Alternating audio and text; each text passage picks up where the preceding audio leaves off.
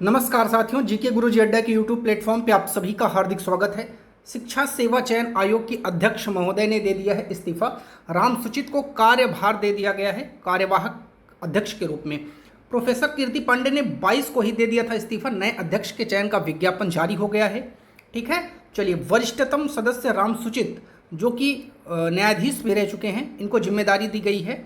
ठीक है, और यहाँ आपको बताया गया है, पूरा डिटेल में दिया गया है कि क्या मामला था। यहाँ बताया गया कि जो विज्ञापन संख्या 51 असिस्टेंट प्रोफेसर भर्ती परीक्षा का परिणाम है, उसको लेकर अभ्यर्थियों में नाराजगी चल रही थी और अभ्यर्थियों की ओर से लगातार आपत्तियां भी दी जा रही थी। इसे लेकर प्रोफेसर कीर्ति पांडे पर काफ़ी दबाव था। माना जा रहा है कि इसी दबाव में उन्होंने 22 सितंबर को शासन को अपना इस्तीफा सौंप दिया।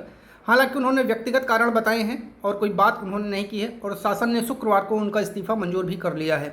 उसके बाद जो है, यहाँ आगे आपको जानकारी दी गई है कि जो आयोग के वरिष्ठतम सदस्य हैं, जो राम सूचित हैं, इन्होंने कार्यभार को संभाल लिया है और ये जिला जज के पद से सेवानिवृत्त भी हैं। और पिछले वर्ष अन्य 11 सदस्यों के साथ 14 मार्च को इन्होंने कार्यभार भी संभाला था।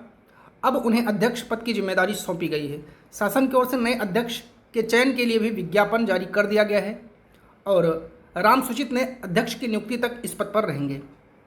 चलिए, अब आगे बात करते हैं कि जो है, यहाँ आपको बताया गया है कि अध्यक्ष पद के लिए 21 अक्टूबर तक मांगा गया है आवेदन। ठीक है, यहाँ एक बात लिखी है कि शासन के निर्देश के क्रम में सहायक आचार्य का साक्षात्कार कराना प्राथमिकता में है। अर्थात सबसे प्राथमिक इनके लिए अभी क्या है, वो है साक्षात्कार कराना। लाइन को ध्यान से समझिएगा।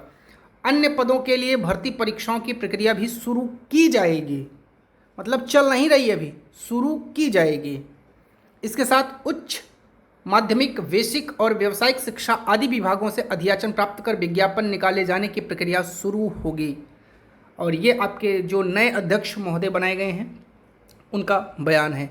अब ऐसे में ऐसा संशय उठ रहा है कि क्या जो 15 और 16 अक्टूबर को आपकी पीजीटी की परीक्षा होने वाली थी, वह परीक्षा हो जाएगी कि नहीं होगी। अब परिस्थितियां ऐसी बन रही हैं कि धीरे धीरे समस्याएं विकट होती जा रही हैं और ऐसा लग रहा है कि यह एग्ज़ाम आगे बढ़ेगा, क्योंकि अगर तैयारियां इनकी होती तो अध्यक्ष महोदय को इस्तीफ़ा देने की कोई ज़रूरत ना पड़ती। हो सकता है कि उनकी तैयारी ना रही हो, पीजीटी एग्ज़ाम को वो आगे बढ़ाना चाह रही हूँ, इसलिए शासन से उनके ऊपर दबाव पड़ा हो और फिर वो जा कर के उन्होंने इस्तीफ़ा दे दिया। बाकी आप लोग कमेंट करके बताइए आप सबको क्या लग रहा है, क्या एग्ज़ाम हो पाएगा, एग्ज़ाम समय पर होगा। बाकी जो भी अपडेट आएगी आपको दे दी जाएगी। वीडियो अच्छी लगी हो तो शेयर ज़रूर करिएगा।